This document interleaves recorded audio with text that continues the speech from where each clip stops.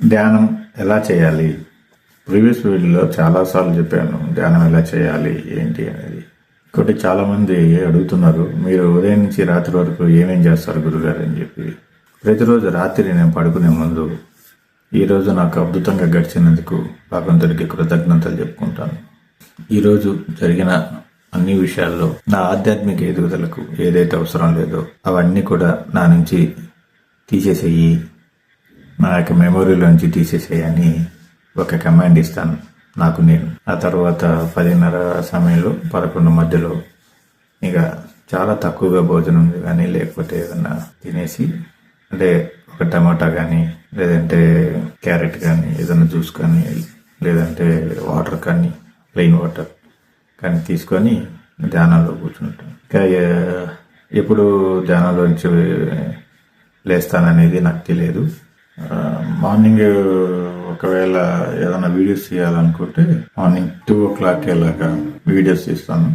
ఎవరైనా వాట్సాప్లో అడిగినాయి కానీ లేకపోతే యూట్యూబ్ ఛానల్ ద్వారా అడిగినాయి కానీ క్వశ్చన్స్ అన్ని రాసుకొని ఒక 10 క్వశ్చన్లు వాటికి సమాధానం ఇస్తూ ఉంటాను అనమాట. అంటే ఒకేసారి 10 వీడియోస్ తీసేసి మా పిల్లలు ఈ ఫోన్లో ఎడిట్ చేస్తారు తీసుకొని.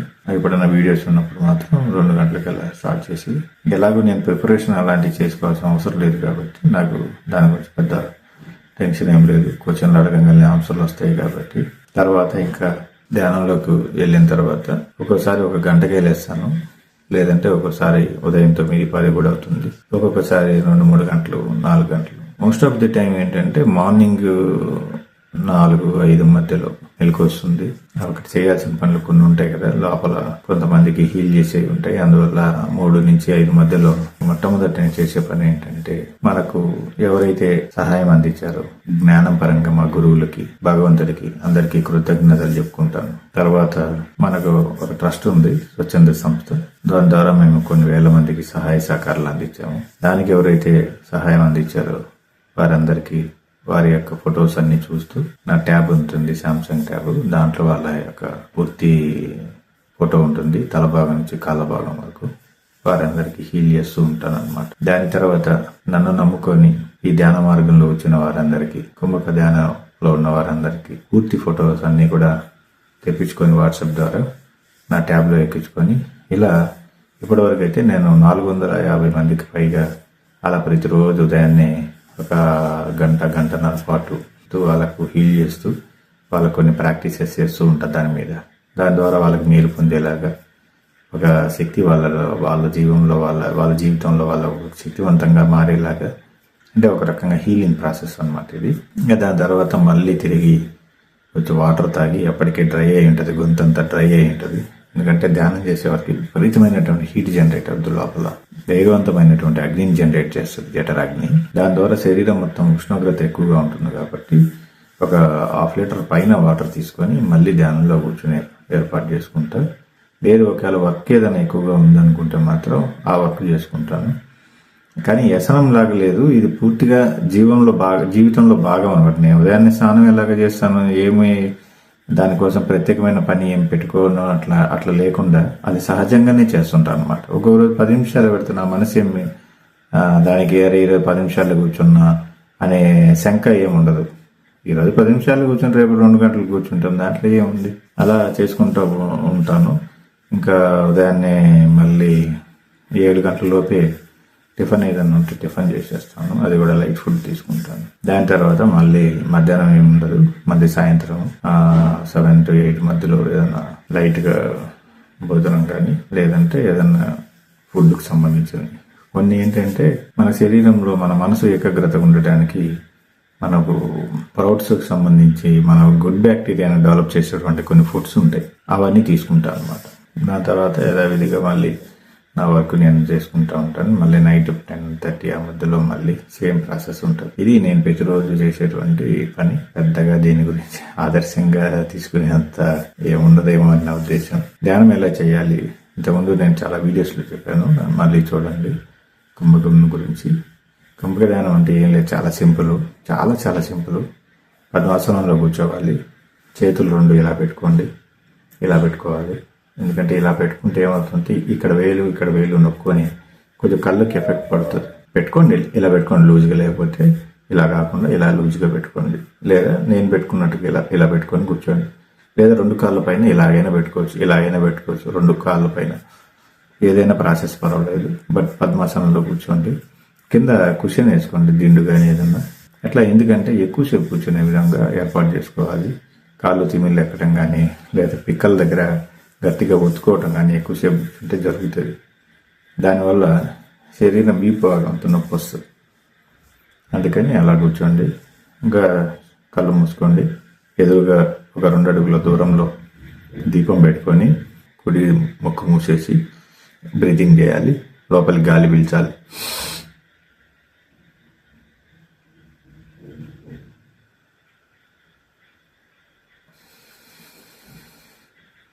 ఇలా వదిలేయాలి. అంటే ఉంచగలిగిన సేపు ఉంచి వదిలేయాలి. నేను చాలాసేపు ఉంచగలను ఒకసారి తీసుకున్న తర్వాత. అది ప్రాక్టీస్ వల్ల వస్తుంది. మీరైతే ఫస్ట్ స్టార్టింగ్లో 3 సెకండ్లు 4 సెకండ్లు అట్లా హోల్డ్ చేసేసి వదులుతూ ఉండండి. దాని తర్వాత మళ్ళీ నెక్స్ట్ లెఫ్ట్ నాజిల్ మూసేసి దీని ద్వారా మళ్ళీ గాలి తీసుకోండి.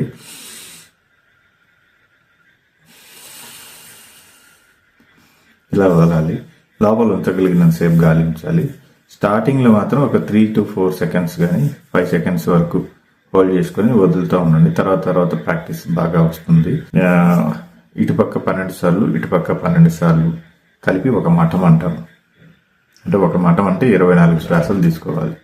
ఇటు 12 సార్లు ఇటు 12 సార్లు ఇలా 5 సార్లు చేయాలి. 5 సార్లు అలా చేసిన దాన్ని ఒక సంబా అంటారు. అంటే 12 5లు 60 కదా. అంటే ఇటు 60 తీయాలి. అంటే 120 బ్రీత్స్. దాని తర్వాత ఇదంతా కళ్ళు మూసుకొని చేయాలి. దాని తర్వాత మీరు కళ్ళు మూసుకున్న తర్వాత నుదుటి భాగం మధ్యలో ఉన్నటువంటి తాడై మీద దృష్టి పెట్టాలి. రుగుటి మీద దృష్టి పెట్టాలి. కళ్ళు ఇలా మూసుకొని చేతులు ఇలా వేసుకున్న తర్వాత దాని మీద ఏకాగ్రత పెట్టాలి.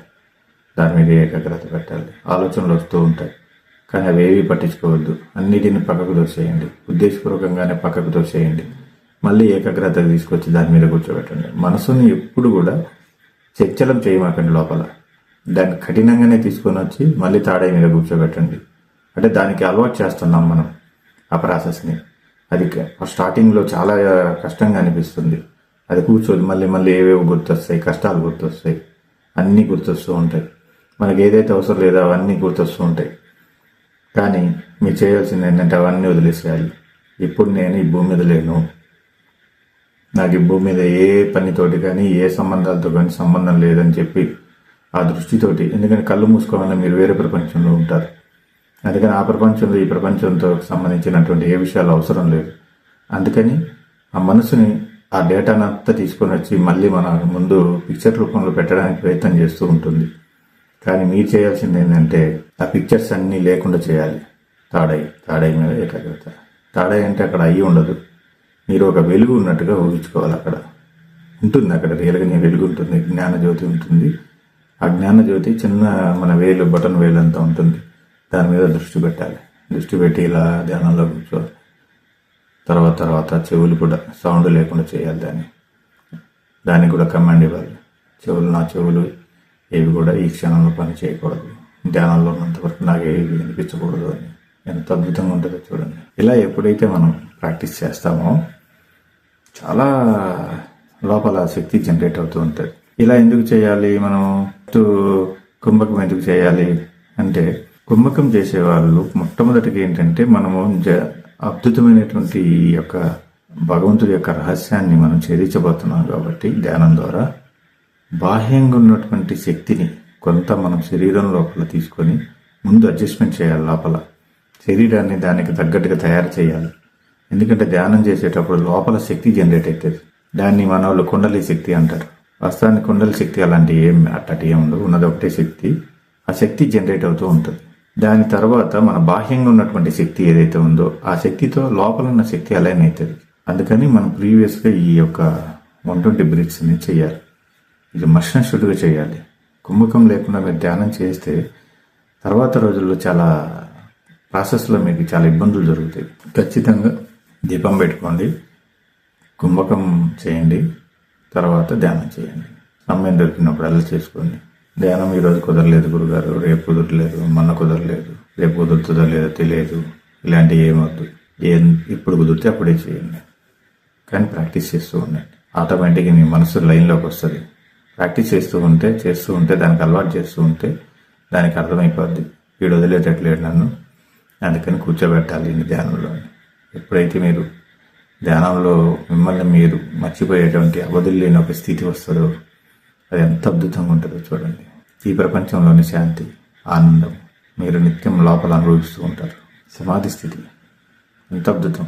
అందుకే ధ్యానం మహోన్నతమైంది. ఈ విధంగా ప్రాక్టీస్ చేయండి, మీరు ఎంతో మేలైన జీవితం పొందుతారు. సందేహం లేకుండా ఈ జన్మలోని ముక్తిని కూడా పొందుతారు. లోకా సమస్త సుఖినో భవంతు. సర్వం కల్విదం బ్రహ్మ. శుభం భయాత్, శుభం భయాత్, శుభం భయాత్, శుభం భయాత్, శుభం భయాత్.